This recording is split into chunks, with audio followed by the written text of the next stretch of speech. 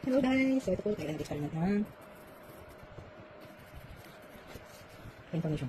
Okay, so we have here, experiment will be with here, cold water, and this is warm water, shaving cream, and food color. So we put some shaving cream on top of it.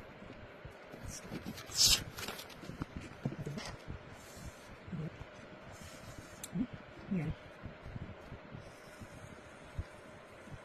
So the shaving cream serve as the clouds.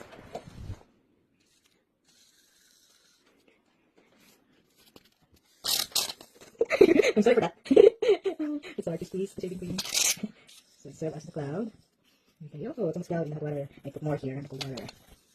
Okay, that's the cloud. And then put drops of food colors.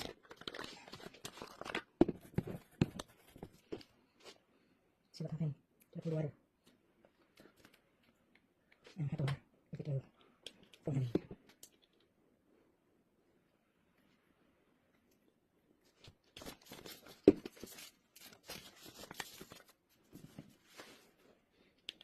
Oh, hot water is raining. You see it? And cold water is not raining.